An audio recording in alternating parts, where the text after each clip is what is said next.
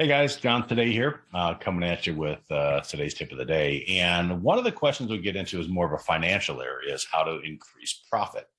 Now, what I find very interesting is how when I talk to owners, I've talked to thousands of them, the correlation between revenue and profit sometimes is missed.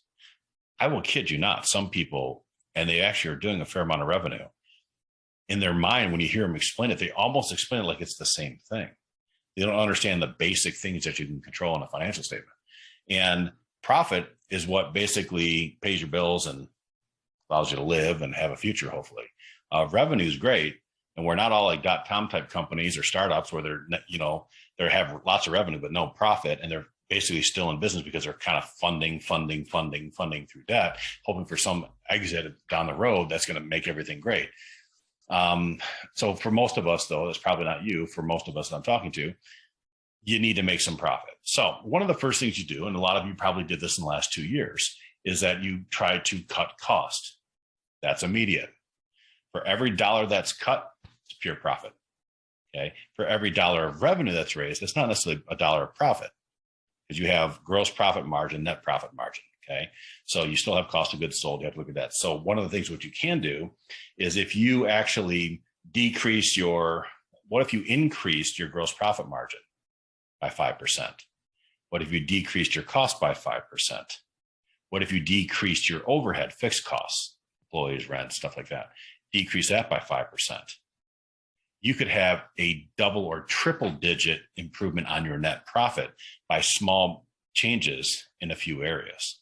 So when you're trying to look at increasing your profit and becoming more profitable, it doesn't necessarily mean always drive your revenue up. Because if your profit margins don't go up with it, you could effectively just be creating, yes, a higher revenue generating company with a little bit incremental more profit, yet you also have a lot more stress. My whole thing is, what can we do more with less?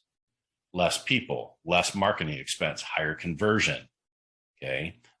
If you raise your prices, for every dollar you raise a price, keep in mind that is a dollar profit. When people are so afraid many times to raise prices, they've been forced to recently because their raw material costs, everything has just gone up. Supply chains had a lot of issues recently. So think about this. When's the last time you raised your prices?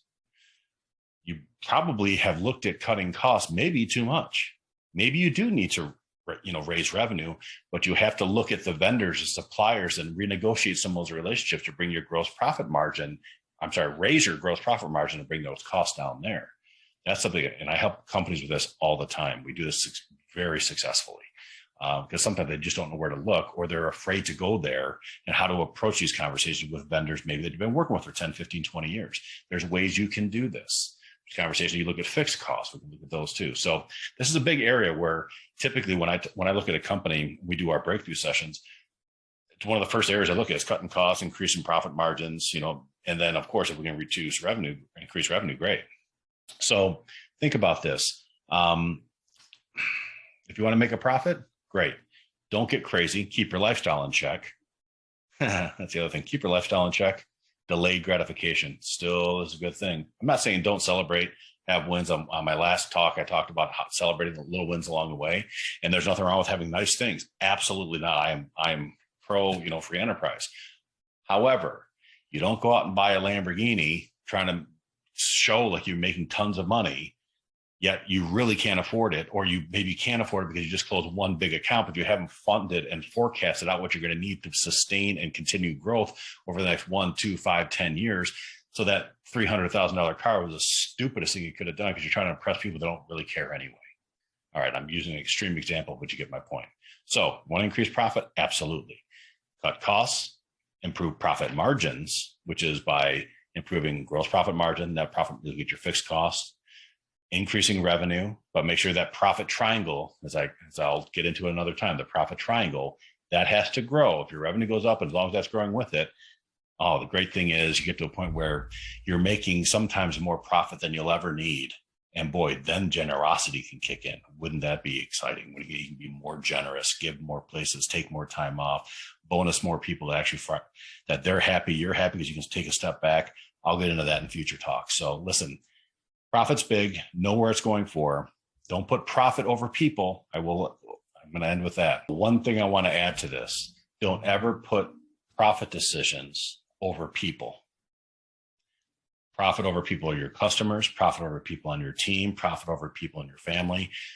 Many businesses have crumbled. Reputations have been destroyed because they tried to kind of tread that line, that gray area of trying to maximize profit at the expense of maybe their reputation, of their principles, and at the expense of somebody else, and they use a benchmark. Well, they're getting screwed from other people. I'm screwing them less, or, hey, I'm not doing a bad deal. They really need this. I saw this firsthand in the mortgage business. We used to pride ourselves, and I talked hundreds of people out of buying a home that, per the crazy guidelines or lack of guidelines that were to approve a home mortgage, they would be approved. Yet their financial situation, they weren't ready to own the liability that was a home. And they didn't know what they didn't know. So I had a moral and ethical responsibility beyond my fiduciary responsibility to provide them facts and things to think about for them and their family that they may not be thinking about because they're so emotionally charged up in the thought of, wow, I can own this home. Now, could it be a bummer conversation for some of them? Yeah, it was. However, when they stepped back from it and thought about it, I can't tell you how many of them came back to me later. Oh my gosh. Excuse me. Many came back to me, thanking me profusely, saying, oh my gosh, if I would have bought that house, we lost our job, or that bonus I thought I was getting didn't come through, or something happened with our family, our parents needed some extra work and I had to take some time off, all these other things, because they were going right up to the waterline. So when it comes to profit, could I have justified, say they qualify, I should give it to them. They're the ones that have to know they have to know their own finances. It's not my job to tell them where they need to spend their money. No, it's not. Yet it is my job, and it is your job to make sure that someone, if they're going to invest in a product or service that you are selling them, that you are thinking about this morally and ethically first and foremost, making sure it fits their need now and in the future, and then make sure you can make profit at it. Does that make sense? So hopefully that sinks in. Think about that. Make sure your team's doing the same thing. You have team members that are maybe not as ethical as you are. They're not approaching that. That eventually comes back to you. We had to let some people go that didn't do that. They didn't do it right. They actually put our company at risk at times too. You don't need those people. You need clients. You don't need any one client. Remember that. So that's kind of a part B of my, where's profit come in? Make sure that it's people first. Service them well. Make sure your team's taken care of, and then make sure it's profitable. If you do it in that order, guarantee you'll always have a pretty good business. So thanks, guys. Have a great day. Comment below. Please let me know what you like, and maybe another topic you'd like to hear about. Share about some of this, maybe stories that you've been through where you had to make these decisions and you did it right, and the positive things that came out down the road that you may not have been expecting. I bet you have some stories like that. So thanks, guys. I look forward to talking to you soon. Till the next tip. Take care.